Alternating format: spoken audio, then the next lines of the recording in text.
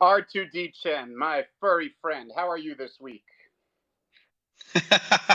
I am great, man. It's Terrestrial Thursday, and it's been an interesting week to say the least. But we are here. Everyone is we're still alive and kicking, and we've got a great show for everyone that's listening today about layer twos and how they play into the P2E, or as we like to call it, the play and own space. And I'm really excited for the panel that we have up here.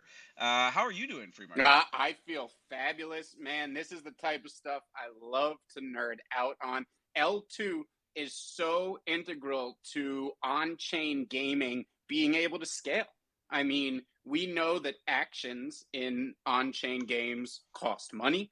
And when you migrate to L2, that cost is factors less. And I'll tell you, for a project like EtherOrcs, which went through its bear phase during the SHIB cycle last year, and gas was persistent at 200 every day, and nobody would play. And they created one of the most lauded bridges in the P2E economy, migrated to Polygon, and boy, did it change how much people were playing orcs. So I am so excited to have this discussion today, and we have a great panel up here. Yeah, absolutely. And I'm just going to go around real quickly and introduce them. Up with us, we have Dale Denton of Smol Age. We have Fluke of Knights of Ether, sorry. And of course, we have Big Dog from BattleFly. I hope I got that right. Sorry, I had that written down there, and then I closed the panel, but I think I got that right. So I really just wanted to give you each a minute to talk about yourselves, how you got into crypto, and how you what led you down the road to NFTs, and being in these projects and the L2s, all of that great stuff. So if we want to start with Dale first, we'll get it kicked off. Dale, welcome to the show. Yo, thanks for having me. Dude, wanna say, like, massive fan of Star Wolves. I have changed my PFP to a Burr, but I was rocking a Star Wolves PFP from Mint until like last week. So you guys are doing incredible things. And appreciate your time and appreciate you having us up. How did I get here, dude? No fucking idea, to be honest with you. I got into this space in December. The first project I kind of aped into was Wizards and Dragons. And I feel you on the high transactions cost, because about 30% of my investment into that game was literally just gas fees. But I have been on the Smol Age team since late January. I'm the product lead there. I'm helping design, the game loops, the tokenomics. I built the dev team, and I'm helping with some things in terms of community management and marketing. Been there since January. Our founder Delorvi launched the project late January, and he brought me on just as a mod, and then him and I really hit it off, and we've been building since then. So that's kind of my background, but I don't want to take too much time. I want to let these other two amazing guys speak as well. Thank you. Yeah, we'll move on to Fluke now. Yeah, well, thank you, Star Wolves, for having me on here, for having all of us up here to talk about L2. So, and thank you everybody for showing up to listen. That's very cool that you guys are here. I think so much alpha gets dropped in Twitter Spaces nonstop, so it's really cool that you guys are showing up to listen and learn. I love that. So personally, I got into I heard about Bitcoin in 2013, didn't mess around with it too much, and then kind of got on the Ethereum wave in 2017, held all my coins, through the long kind of downturn there. Did a lot of tradings. Originally I was kind of in a crypto trading mind space, and summer 2021 came along, and I first kind of learned about NFTs through seeing some people like Steph Curry, because I'm from the Bay Area. He's a basketball player on the Golden State Warriors. Seeing him change his profile picture to a Bored Ape, I was like, oh, what is this? And I think that was when all the kind of Sotheby's hype was originally starting around punk sales. And so immediately, I'm totally like a creative person, a music producer, writer.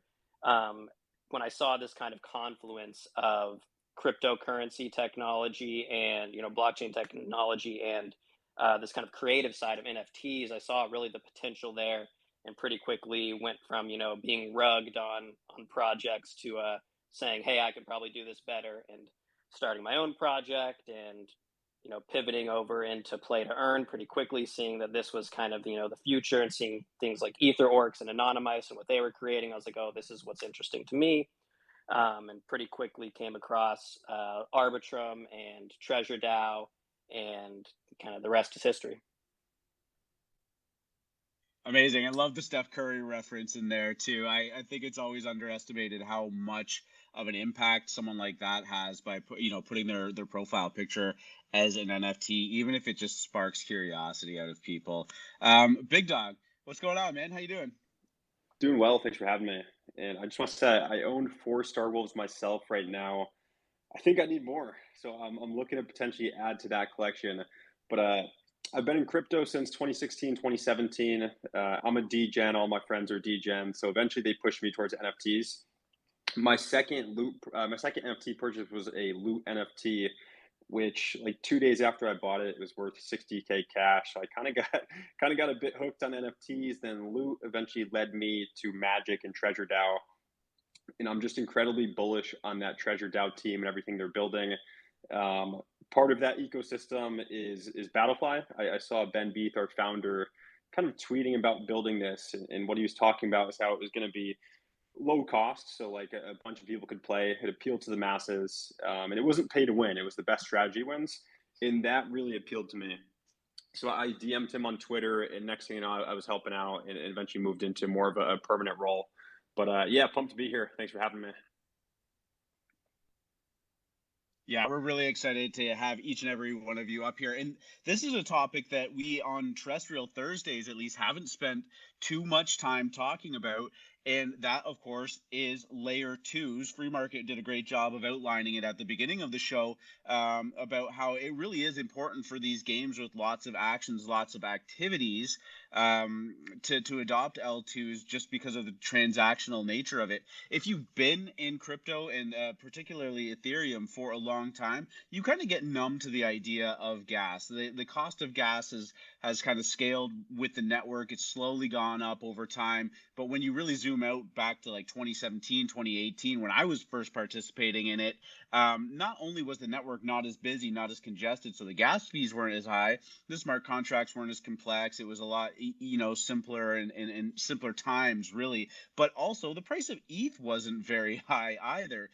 So 0.005 of an ETH was substantially less money, and back then ETH was the cheap network to transact on. That was one of the huge draw points of it, and one of the reasons why everyone said, oh, it's going to topple Bitcoin and whatnot. But as it's grown in popularity, we've definitely seen the scaling challenges, and that, of course, is what L2 is tackling. So I'm very excited to have this conversation, and I will give full disclosure: I have never actually participated in anything on L2s as well. So I'm here to learn as much as anybody else. So on that note, we all know that there are benefits to L2s, because the network is cheaper to transact on. But I really want to listen to some of the challenges you guys have had, being on L2s, building on L2s, because I think a lot of people are in the same boat as I am, of like, how do I even get started in something like this? How do I get to an L2? How do I participate in that? And like, why do I want to do that? So I'm going to go kind of backwards in order and hit up Big Dog right from the start, and kind of pick your brain about that. Yeah, I think, like you said, there's a lot of benefits, and I think the benefits far outweigh the cons. But as far as challenges, I think it's twofold, really, where one, you need to educate people on L2, and then you need to be able to onboard them. So you need to explain like why they should bridge their assets over to L2. Then you need to get them like into your game. So it's an additional step that you might not see on L1. Having said that, I do think we're going to see just about every project move to an L2 or do some hybrid off-chain approach. And I think down the line, we may even see the successful projects with like crazy users create their own chain. Like if you look at what Axie did, or if you look at StepN right now in the Solana ecosystem, like they're borderline breaking Solana. So it wouldn't surprise me to see that next step being like a solo chain for projects that have tons and tons of users and transactions. Yeah, that's super interesting. Like I would expect games, like you said, and also just large properties in general. You know, when Disney gets into the game, I don't expect them to be selling stuff on OpenSea. I expect them to have their own marketplace, and they may even create their own chain. And there are a lot of benefits to doing something like that. I guess, as of course, as ETH maxis, we want all our assets to at least be on L1, if not L2. But yeah, let's kick it to Fluke now. What kind of challenges have you seen on L2? I mean, yeah, first off, I'd like to say win Disney chain. I'd love to get in on the seed round for that. But I think, challenges mostly, like Big Dog said, are the onboarding process. It's tough even getting someone, like a no coin or a normie to try out an L1. And then, you have another layer of kind of obfuscation of moving from L1 to L2. And we've found that if people have immediate value waiting for them on L2, they're more likely to go through that 5-10 minute process of something new. It's just the newness factor that kind of comes up as a roadblock for people a lot. And then also, I would say, sometimes once you get into an L2, it can be a bit of an echo chamber because there's all these people who are on the L2. They only interact on the L2. And so being able to expand your audience and your user base once you're on L2 is kind of tricky. Our project Knights of the Ether tries to kind of get around that by having some assets on L1 like our Knights and some assets on L2 like our Squires, so that we can kind of capture the wider audience, the larger amount of liquidity that's on L1 and on OpenSea, and then try to kind of create this pipeline of bringing new users through over to L2 and Arbitrum.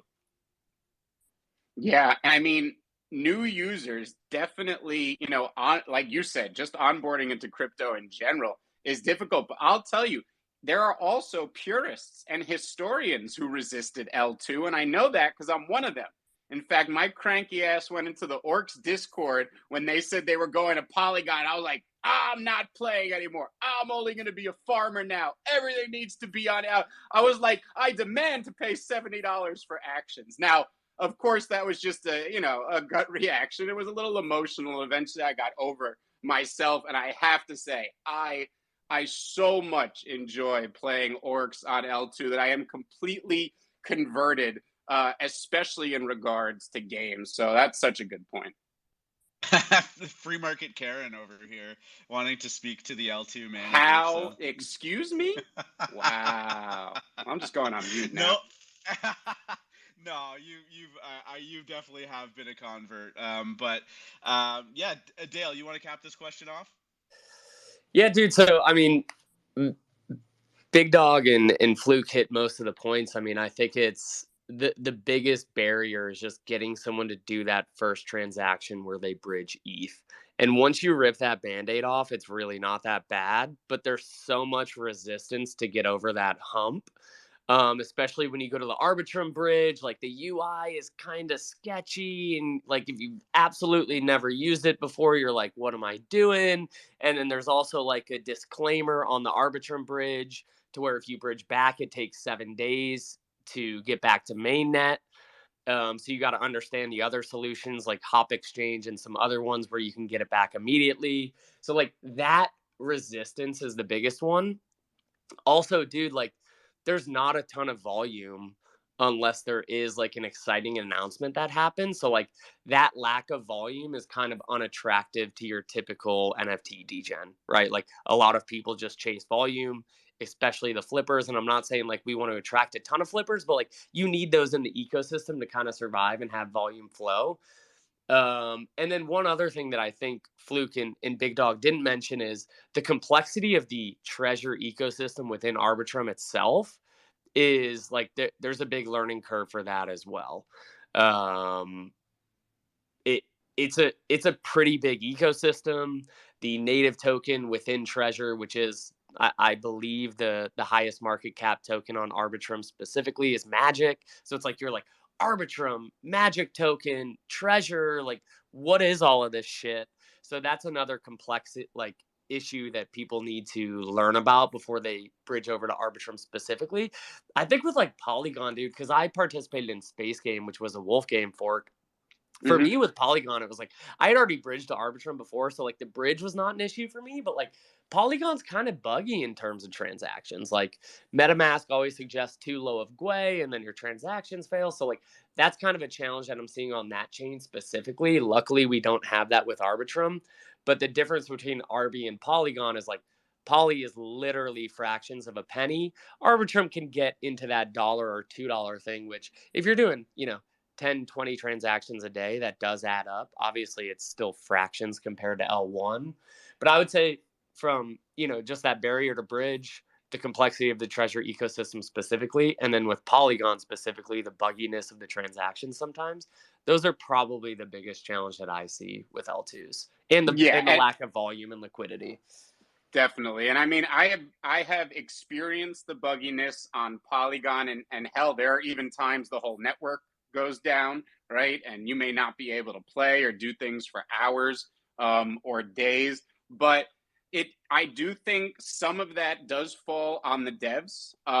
The Ether orcs have really knocked it out of the park with their bridge. And that is another question I kind of wanted to pose to the panel. I know some of you were native on L2 like Arbitrum, but do you guys have any thoughts on projects that kind of move from L1 to L2?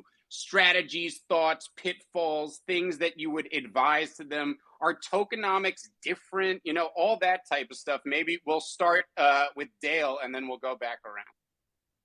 So we haven't minted yet, and we're going to mint directly on Arbitrum within the Trove ecosystem.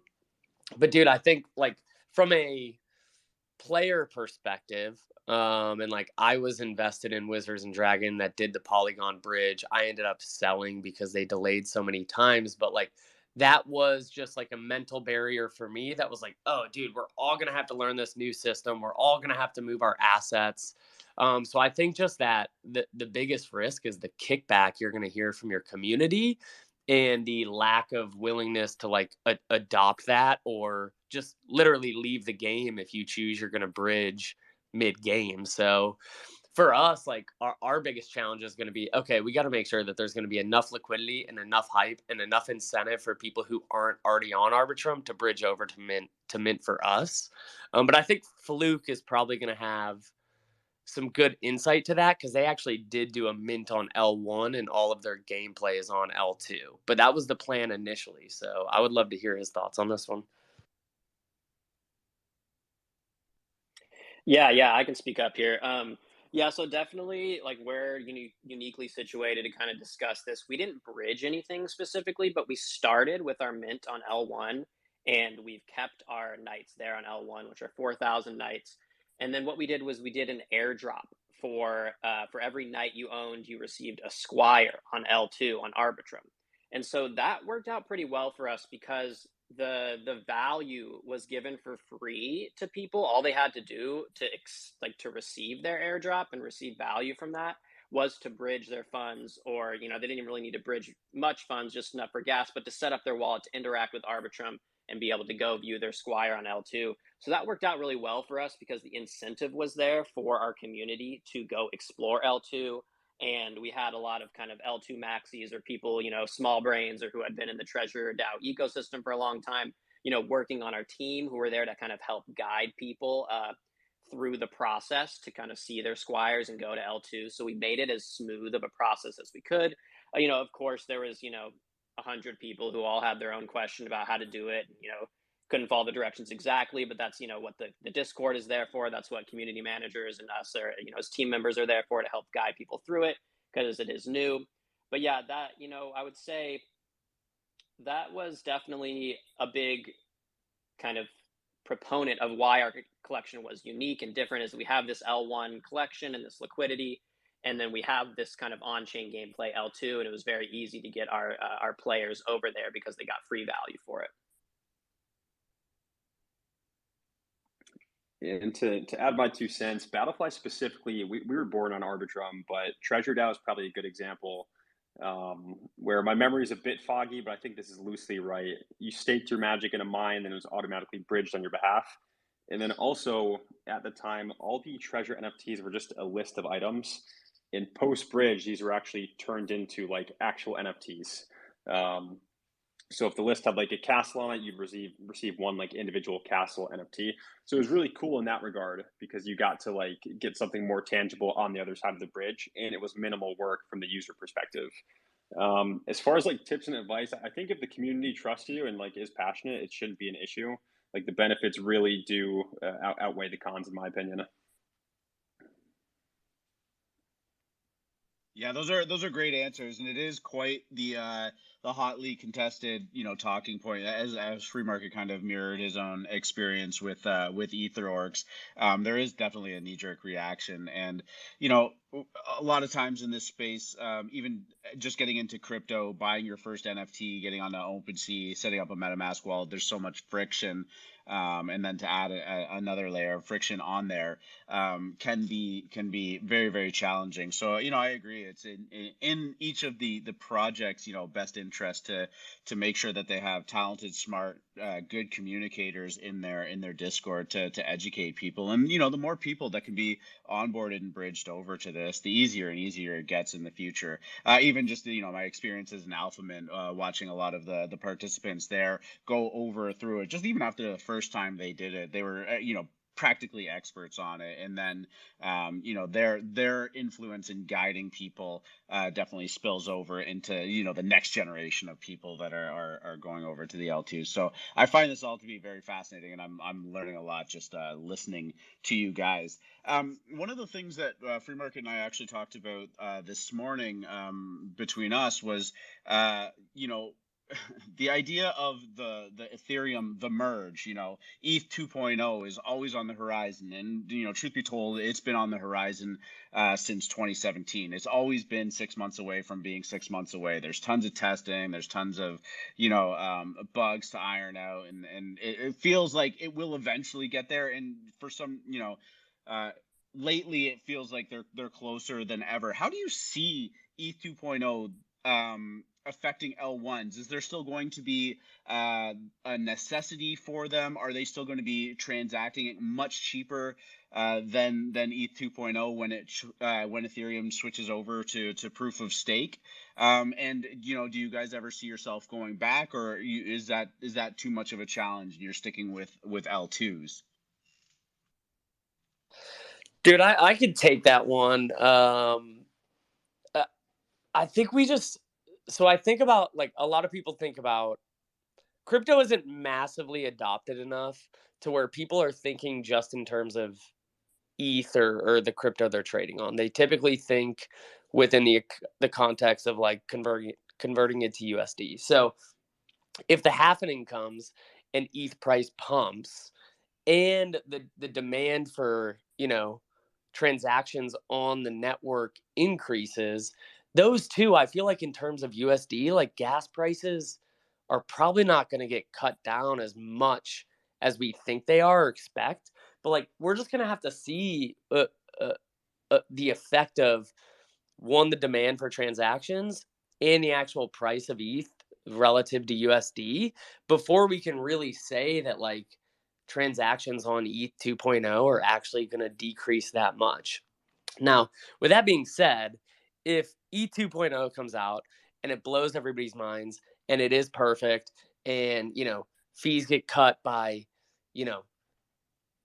90% or whatever they're promising, dude, the treasure ecosystem has migrated once, and it's all been shown that a project who communicates properly and provides value to the community can migrate to the best chain for them at that time. So it's like, I know that Smol Age will be keeping an eye out for that. And if ETH 2.0 drops, pulls a lot of demand from Arbitrum because of that, and it makes sense for us to move over there, then dude, we might have to make that call when we get there.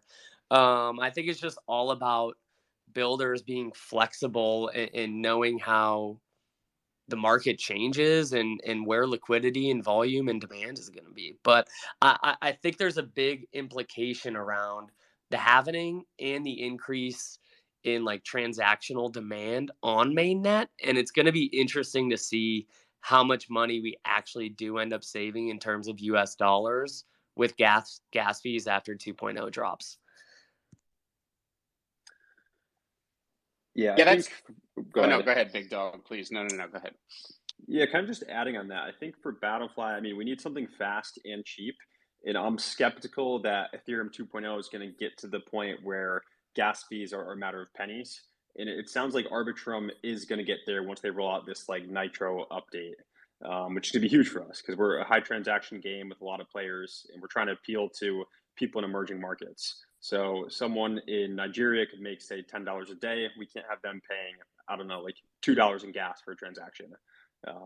So we think that the party's just getting started on Arbitrum and are planning to keep building there. If Ethereum 2.0 is a like awesome solution, we'll probably align with Treasure DAO and kind of follow their lead on potentially moving to a different chain.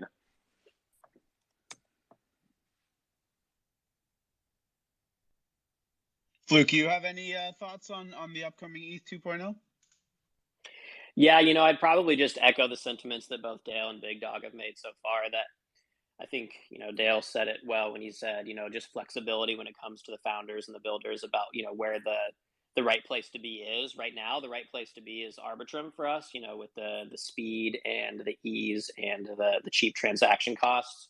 I think personally, I don't see Ethereum 2.0 being so stellar to the point that Arbitrum is not useful anymore. I think these layer twos will always, you know, help with the scaling that, you know, ETH 2.0 would enable. And ETH will always be kind of this like base layer, very secure chain. And then for things that need to do a lot of transactions, L2, I think, will always help support that. And I don't think ETH will ever have the gas fees. You know, I mean, never say never, but I don't think they'll probably ever have the gas fees that that Arbitrum or Arbitrum Nitro will have built on top of ETH 2.0. But hey, if it does, you know, we would, and the Treasure wanted to move there, I think we'd probably join them. But it's, you know, it's all about being flexible. But that's how I kind of see it, you know, with the context I have at the moment, at least. That's a good point. Free market R2. Do you guys know about Nitro that Arbitrum's dropping? No, please enlighten us.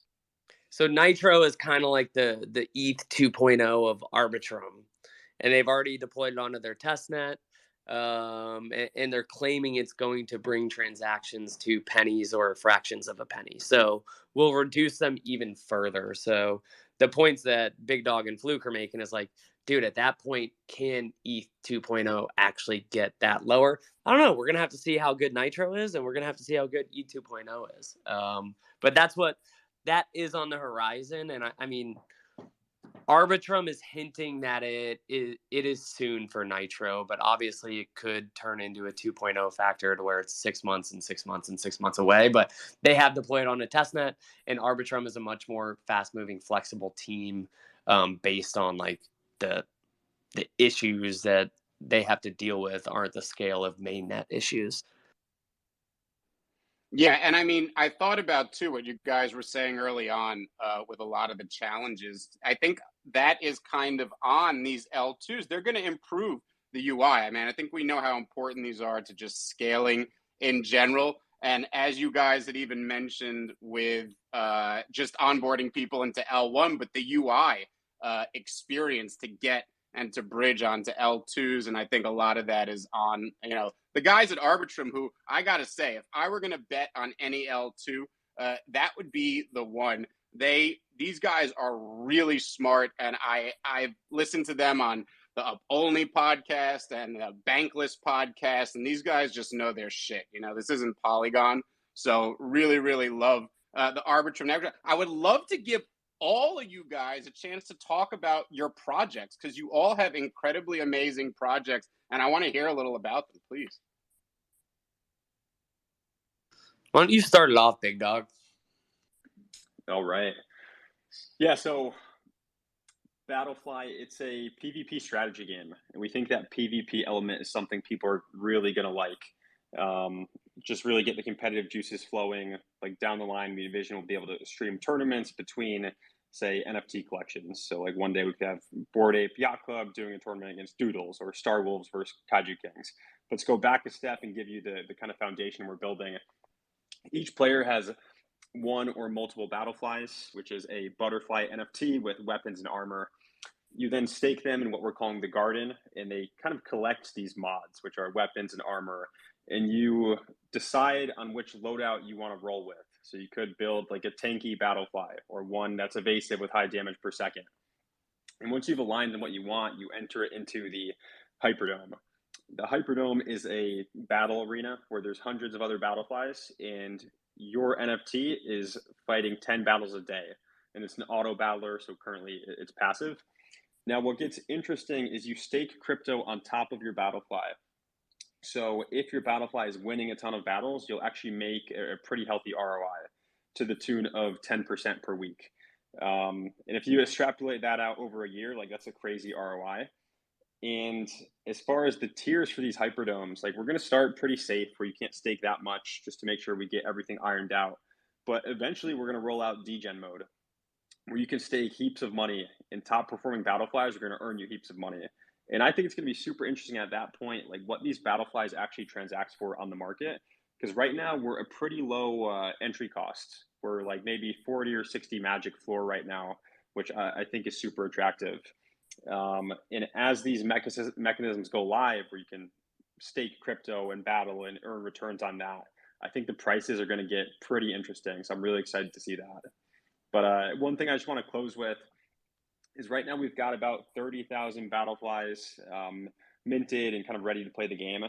When we make decisions in our developer chats, a lot of times like questions like, hey, how should we store this? How should we render this? And the answer is typically like, keep in mind, we're going to have millions of BattleFlies one day. So that's what we're going for. It's really on us just to execute it and get there at this point. Man, I love that. I got to say, so over in Alpha Mint, our Discord became really P2E focused after Ether Orcs, and BattleFly was just one of the more hype games in our Discord. People were talking about it all the time. Really loved hearing about that project. And the Man Ain't Lying, they're on discount right now, like a lot of P2E is. And I have been saying it for a while. I genuinely believe this is the niche that's going to pull NFTs out of the bear market. And when I see A16 announcing a $600 million fund to bet on-chain gaming, it makes me feel a lot better about that prediction. Let me shoot it to Fluke next, and then we'll go to Dale. Yeah, thanks. Yeah, I think play to earn, play and earn, play and own, all these kind of different ideas around investment and gaming together are, I think, we're totally at the bleeding edge of something really great here. But so yeah, Knights of the Ether is 2 play to earn games, 1 fully on chain and 1 mostly off chain. Right now, what's available is the on chain game, which is on layer 2 Arbitrum, where it's kind of a questing passive staking game, similar to something like Bridge World, if people are familiar, where basically you have 4 different types of squires with 4 different types of stats. You can send them out to 1 of 4 quests. You can return with things like Thief Token or a ring, a potion, or a trinket. You take these ring, potions, and trinkets and you upgrade them and combine them in special ways in our shops. And then all of that to be said, that's kind of like the inventory management portion of our game. And then coming at the end of summer is our off-chain game, which utilizes our Knights on L1 and off-chain interacting with API, wallet signing, so that it's basically gasless, so we can have these L1 assets that interact with the gaming, but you don't have to pay L1 fees, which is great. And so that is a deck building roguelike, which means it's a card game that's player versus environment. It's very interactive and engaging. You move through 3 separate acts against, about 40 different types of monsters, and you build your deck as you go. You receive thief and item rewards, and those items that your squire has acquired and upgraded, like the rings, the potions, and trinkets, those are now items within the Knight's game that you can get as rewards or use to buff your character as they move through the game. And so those are kind of the 2 pieces of our ecosystem, the kind of L1 off-chain with the Knights and the L2 on-chain with the squires.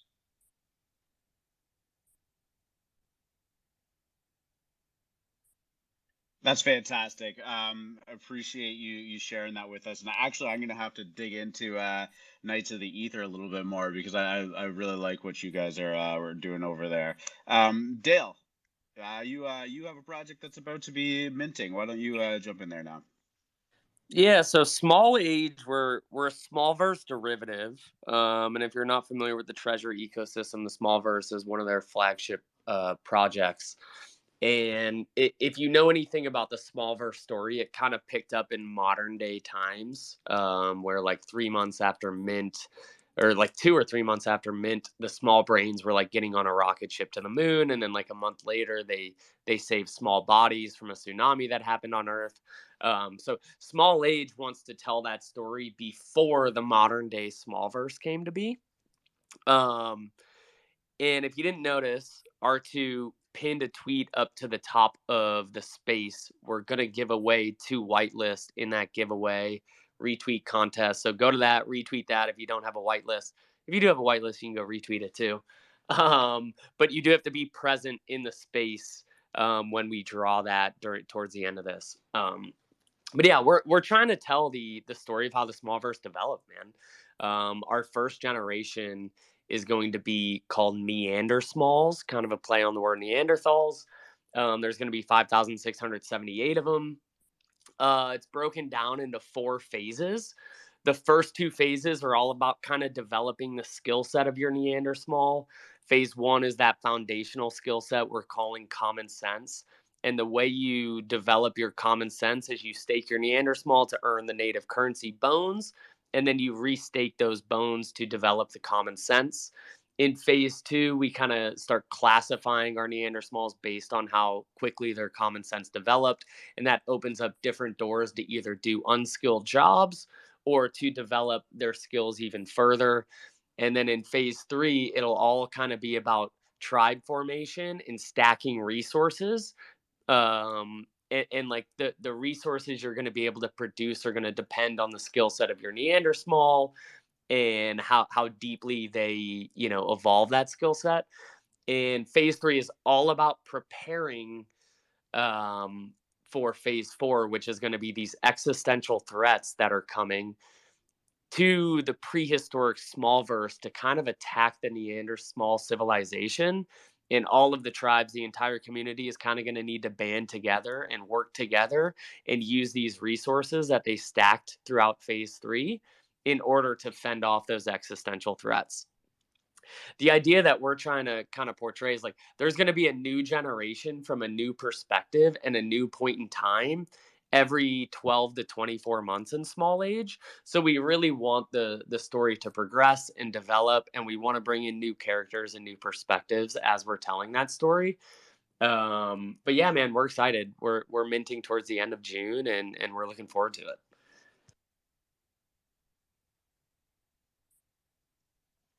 Love it, and I appreciate you throwing up some whitelist spots for the listeners of this space to have access to, as well as we're going to be able to give some away to people in the Star Wolves Discord. So that was very generous of you, and we always appreciate having those partnerships and whatnot. And it sounds like you guys have an incredible project going over there, and I know that the mint will go very well for you.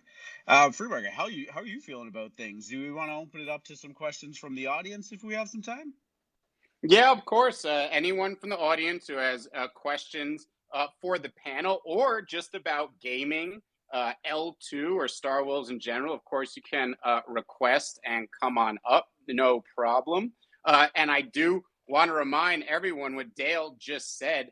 Get up there and retweet the second pinned tweet up at the top. I see 13 retweets, and there are 65 people in here, so 50 of you are not eligible for those whitelist spots. You need to retweet that now. I'm going to kick it to Big Dog, who has his hand up currently. Big Dog.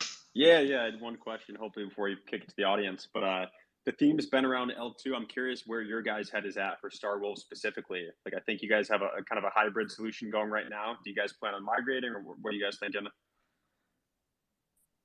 Yeah, so this is actually something that we are really, really debating and trying to figure out internally. I can tell you that we want everything eventually to be on chain, but we want to control the user experience as much. We are big fans of decentralization, and there are so many benefits to a decentralized ledger that everybody can look at. The ability to make sure things are fair. I mean, this is so important. And again, I always use the example of online poker. Okay. Back in the day, especially when it was legal in the US and you played online poker, you'd go through streaks and you'd go through a few weeks where it just felt like the hands were against you. And when people were down bad, they would constantly say, oh, PokerStars is rigging the RNG, oh, they're rigging it again, whatever it is. And it's because you didn't trust the centralized company to be running your gambling, right? With P2E, you have the chain to verify everything. And that's just such a great part of it. At the same time, we believe that user experience and quality control is up to the developers. I mean, you can't just be completely decentralized and leave it to your community to build everything, because then quality goes haywire. I mean, this is one of the reasons DAOs are so difficult, and it's very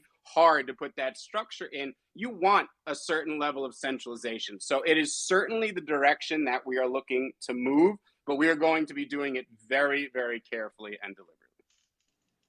Yeah. Thanks for the thorough answer. And I was just going to add on to what Free Market said. I think most of us up here are like the crypto, like really deep into it. Obviously, we've participated in it for a long time. And there's some some purist kind of elements kind of seeps into your own mentality just by virtue of being in the space for so long. But there's also like a constant debate as to how much like most people really even need or demand decentralization in their life. But free markets, for example, of the PokerStars is something that is, hits close to home as well. And it is true. And I do agree with all of the points that you guys said before about the necessity for L2s, just cheap gas fees and whatnot. We see it all the time. You can be in any Discord that has like any kind of actions. You have to stake, you have to unstake, you have to do some revealing kind of thing, you have to upgrade. People really do equate their transactions in a USD form. Most people don't live with ETH as their like common denominator. And when they start to put those numbers down on paper or on Discord, and you start to see like, oh, $60 to transact, like what the, it does kind of bring you back to the fact that is actually a lot. Like imagine just swiping your credit card when you went out for dinner and, it's a $45 transaction fee for doing it. It's just not realistic in the real world, right? So while we've kind of been trying to balance this kind of Web 2.5 system where you keep most of it on L1, most of the things that we have been building and doing, it's been done in a way that we know we can pretty easily convert it to an L2 situation as well, and we're very cognizant of all of those concerns and questions and whatnot. So yeah, I mean, it is, as Free Market said, constantly on our mind as to something that we may need to strive towards. So while we're building in this phase, we're doing it in such a way that it can be as seamless as possible if it comes to that, for sure. Yeah, that makes a lot of sense. Thanks. Awesome, guys. I want to start wrapping it up here, but I did kind of just want to get everybody's general take on the market. I mean, boy, it has been quite the few weeks here, and it's kind of on everybody's mind. And I just love having builders on stage so that people get a glimpse into how we're thinking, because, most of the opportunists, they're gone. They leave when the easy money isn't here. And you're really just left with people who are building for the right reasons. Not that nobody wants money, but, once the easy money's gone, the people who are left here understand that that's going to be the secondary minute. It is time to build right now. So I just wanted to get everyone's kind of take on the market. Dale, we could start with you. Dude, so for me, man, like I had friends that were getting into crypto like 2014, 2015, and I missed the boat, and I shit on it and was skeptical really up until like early 2021 even, dude. Like it's been like a year and a half, year and some change for me. So like, and then last summer, like I didn't participate really in DeFi summer or like the NFT like bull market that was last summer. I did get wrecked on some shit coins like Floki and SafeMoon and Papa Shiba and whatnot, which were mistakes, but we've all been there, FMC. You know what I'm talking about. So this is going to be the first true bear that I've participated in. I think in my opinion, like, dude, like I see this legitimately as like a gen wealth building opportunity.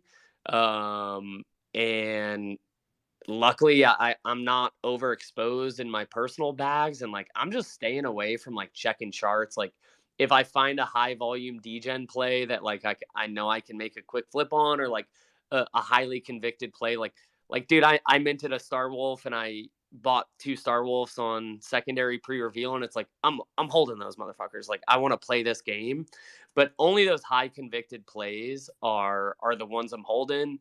And the other stuff is like, how can I get liquid, or, you know, make some quick flips to get more liquid and accumulate over the next 6 to 12 months. But I think we're in for a rough six-ish, maybe 12-ish months here. And man, we're just going to show up consistently as a team at Smol Age and build a great product and really be ahead of the game when we do get back into a flow of things in the macro. Love it, man. I want to kick it to Big Dog and Fluke, and then we're going to have a question from Mama who came up on stage. But let me kick it to Big Dog next. Yeah, I think Dale mentioned 6 to 12 months of a potential bear market. I think that's about right. I mean, if you just look at the macro conditions between like inflation, war, and then you're seeing the major tech companies pausing hiring or doing layoffs. Like it's never good when Facebook, which typically prints money, pauses hiring. You're seeing Netflix go through layoffs. I think that's a pretty bad sign for the broader economy in general. So I'm preparing for the worst as far as like a recession or prolonged bear market. I hope that's not the case, but I'm trying to set myself up with personal finances to endure that and potentially add to some bags I'm bullish on.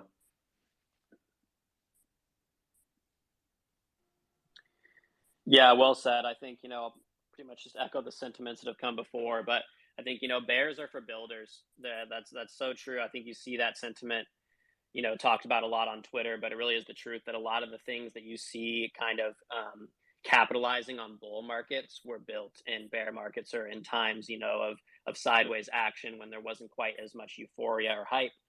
And, I maybe prefer crypto Twitter a little bit after it shakes out some of the hype and there's not as much of the kind of euphoria mentality. I think the people who are here for the right reasons and the right kind of, for the technology and for the vision of what our space can be, are the people who stick around and are keep building, and that's really important. And I think that's what you have here with all of these projects: Star Wolf, Smol Age, Knights of the Ether, and BattleFly. We're all builders, and we're here to stick it out and build community and ship great product. And yeah, maybe it's going to be a tough 6 to 12 months, but that's a great time to solidify your community and really work on something great that can be there when the next kind of bull run starts. So who knows what the macro headwinds are going to look like and for how long we'll be in a bear space. It's really hard to tell. It doesn't look great at the moment, but I'm very optimistic for Web3 specifically. So for anybody out there who's maybe down bad on their investments, or their bags are not looking as large as they used to be 2 weeks ago, stick it out. The people, for somebody like me who's been through a full crypto cycle before, holding on to things and instead of selling at the lows is definitely a way that you can make it and see the next start of the next cycle. So yeah. Well said, guys. This is exactly how I'm thinking too. I'm very optimistic. I'm not even sure a bear market will last 6 months. I'm very, very, we have the merge coming up, and I really do expect a decoupling here for crypto from macro markets, especially in terms of ETH. But certainly, as you guys said, preparing for the worst. Could be 6 months, so heck, could be 2 years, like the last bear market. But I'm going to be optimistic here, and I do want to welcome Mama to the stage. Welcome to the stage, Mama. How you doing today? Hey, baby. I'm doing good today. How y'all doing? Fabulous. I just got on a white list for coin critters. Oh, cool. Congratulations on Yeah, that so I'm one. happy with that one. Well done. Thank We're talking you. P2E and L2 today. Did you have a question for us or the panel? Or did you just want to say hi? We'd love hearing you say hi. Me? That's you. Oh, hello. Hello. I'm here. I'm having fun. And I'm here to say hello and learn a little bit of everything. And there's always something to learn in a chat room, even if we're just bullshitting. So I'm here just to have True some that. fun and Well learn said. And from. I am going to remind you, Mama, that you need to swipe right now and retweet that tweet up there, because right after Oh this shit, I space, haven't.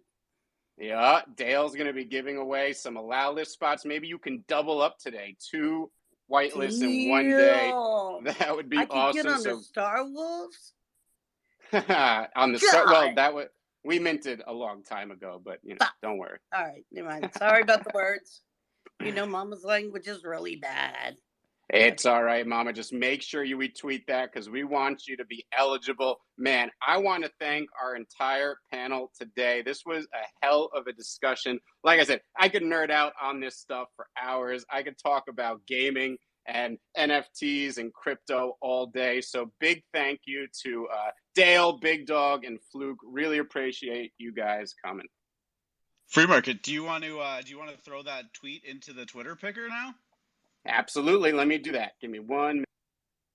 Yeah, no problem. And I just want to echo what Free Market said. This was an incredible discussion with you guys. I honestly feel like I learned so much about L2s just talking to you, and we will definitely have to keep the conversation going on our end and continue the conversation up on some spaces as well in the future, especially, checking back in with Smol Age and how the mint went, and how you, Fluke and Big Dog are growing your projects as well in the future, because I know lots of people that are very, very bullish about them.